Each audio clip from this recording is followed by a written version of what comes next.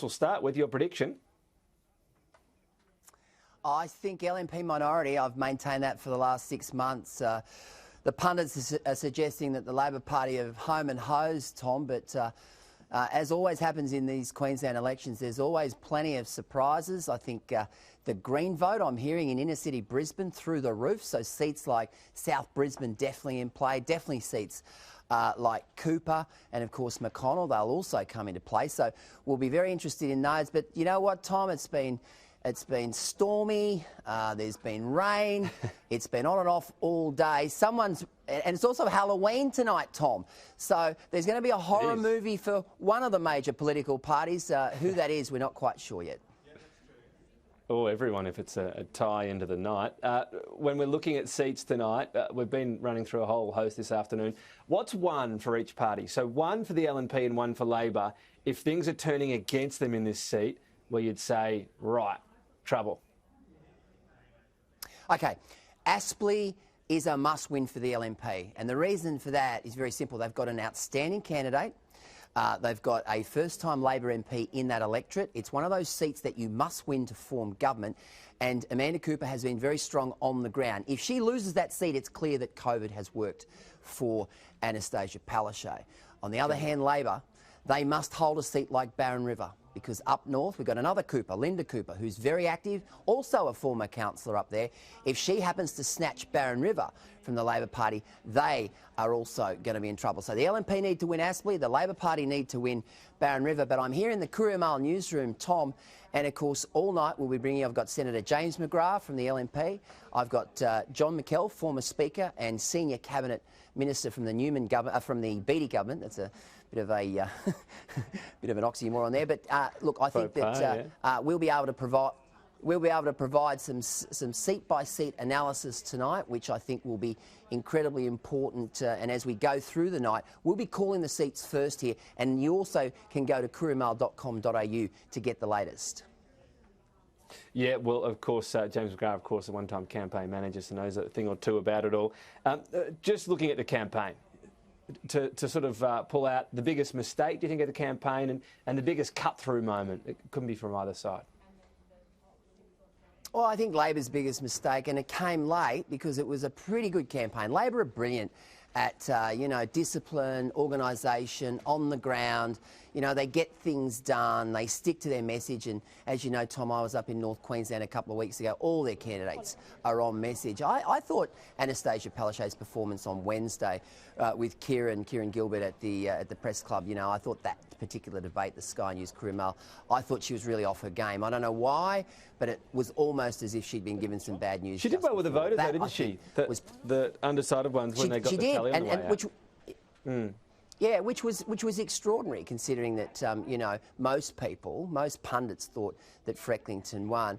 As far as the LNP, well, I think also we go back to that debate. It was important for Deb Frecklington to put to bed the issue around costings, because she had the costings out the next day, and of course that was always going to be an issue for the LNP, the fact that the costings hadn't been released, and Annastacia Palaszczuk hammered her on that. So I think, the debate was very, very interesting. Other than that, I think the Prime Minister's presence in North Queensland will have an effect. The really interesting part of tonight, Tom, I'm sure, will be how those seats in Townsville and Cairns play out, particularly around youth crime. I get a sense that if there's a swing on, and COVID is not as big an issue in North Queensland and Central Queensland as it is in the southeast. If there's a swing on in the north, we're in for a really interesting night. So I guess the interesting part about it, when we look at this from a federal point of view, is how big a factor is COVID. We mentioned the debate before, and some of the commentary around Annastacia Palaszczuk was perhaps she was a bit, interrupting a bit too much on the front foot. That maybe if that's all wrapped around COVID and I'll do this and Queenslanders and so on, and it's all about the health and it's completely sort of unrelenting approach, that does get marked up. I mean, that's going to be the other interesting aspect of this. We've had a couple of elections, but this is by far the biggest so far on a state that's had that approach to borders.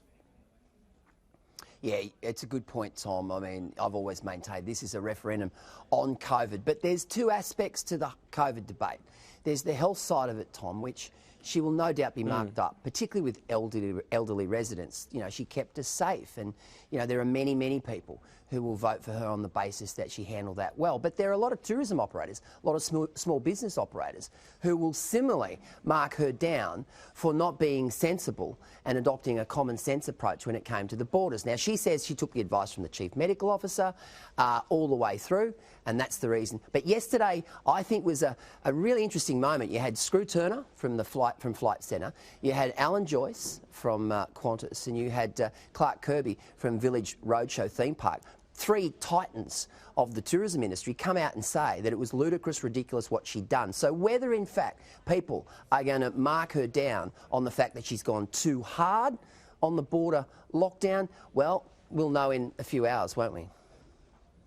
I guess the crucial bit to that as well is the timing. I mean, if she'd kept the borders closed for 3 or 4 more months beyond now, and then there was an election, you would feel like there'd be a huge wave of momentum saying, you know, why did you keep this happening over Christmas?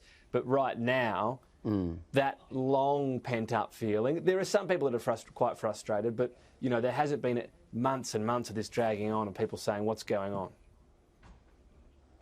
Yeah, I think that's also an incredibly good point, Tom.